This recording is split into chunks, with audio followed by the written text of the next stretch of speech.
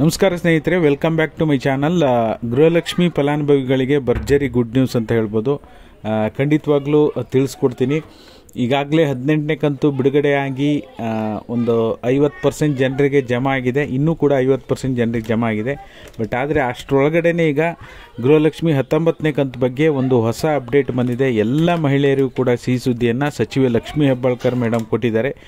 ಏನು ಮಾಹಿತಿ ಕೊಟ್ಟಿದ್ದಾರೆ, ಡೀಟೇಲ್ ಇನ್ಫಾರ್ಮೇಷನ್ ತಿಳಿಸ್ಕೊಡ್ತೀನಿ.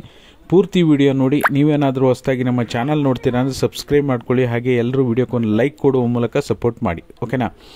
ಈಗಾಗಲೇ ನಿಮಗೆ ನಾನು ಹೇಳಿದ್ದೆ ಏಪ್ರಿಲ್ ಫಸ್ಟ್ ವೀಕಿಂದ ಬರ್ಬೋದು ಗೃಹಲಕ್ಷ್ಮಿ 18ನೇ ಕಂತು ಅಂತ. ಬಟ್ ಆದರೆ ಮಾರ್ಚ್ ಎಂಡಲ್ಲೇ ಜಮಾ ಆಗ್ಲಿಕ್ಕೆ ಶುರುವಾಯಿತು.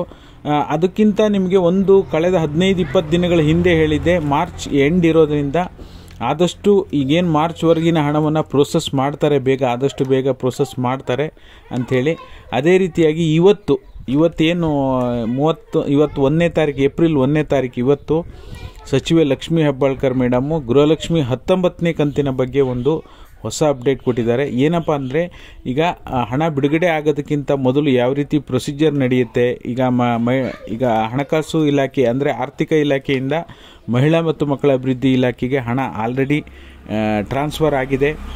ಹಣ ಕೂಡ ಬಂದಿದೆ. ಶೀಘ್ರದಲ್ಲೇ ಈ 19ನೇ ಕಂತಿನ ಹಣವನ್ನು ಕೂಡ ಪ್ರೋಸೆಸ್ ಮಾಡ್ತೀವಿ. ಅದು ಕೂಡ 19ನೇ ಕಂತಿನ ಹಣ ಬಿಡುಗಡೆಯ ದಿನಾಂಕವನ್ನು ಕೂಡ ಫಿಕ್ಸ್ ಮಾಡಿದ್ದಾರೆ. ಏಪ್ರಿಲ್ 2ನೇ ವಾರದಲ್ಲಿ 19ನೇ ಕಂತಿನ ಹಣವನ್ನು ಪ್ರೋಸೆಸ್ ಮಾಡ್ತೀವಿ. ಆರ್ಥಿಕ ಇಲಾಖೆಯಿಂದ ಮಹಿಳಾ ಮತ್ತು ಮಕ್ಕಳ ಅಭಿವೃದ್ಧಿ ಇಲಾಖೆಗೆ ಹಣವಂತೂ ಬಂದಾಗಿದೆ. ಮಹಿಳಾ ಮತ್ತು ಮಕ್ಕಳ ಅಭಿವೃದ್ಧಿ ಇಲಾಖೆಯಿಂದ ಆದಷ್ಟು ಬೇಗ 18ನೇ ಕಂತಿನ ಪ್ರೋಸೆಸ್ಸನ್ನು ಮಾಡಿ, ಯಾರ್ಯಾರಿಗೆ 16, 17, 18 ಈ 3 ಕಂತುಗಳು ಬಾಕಿ ಇದೆ ಅದನ್ನು ಕ್ಲಿಯರ್ ಮಾಡಿಬಿಟ್ಟು 19ನೇ ಕಂತಿನ ಹಣವನ್ನು ಏಪ್ರಿಲ್ 2ನೇ ವಾರದಲ್ಲಿ ಜಮಾ ಮಾಡ್ತೀವಿ ಅಂತ ಹೇಳಿದ್ದಾರೆ.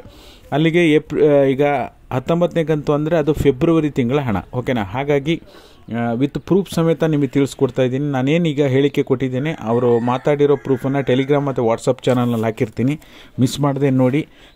ವಿಡಿಯೋ ಇಷ್ಟ ಆದರೆ ಲೈಕ್ ಮಾಡಿ, ಶೇರ್ ಮಾಡಿ, ಸಬ್ಸ್ಕ್ರೈಬ್ ಮಾಡಿ. Thank you so much for watching.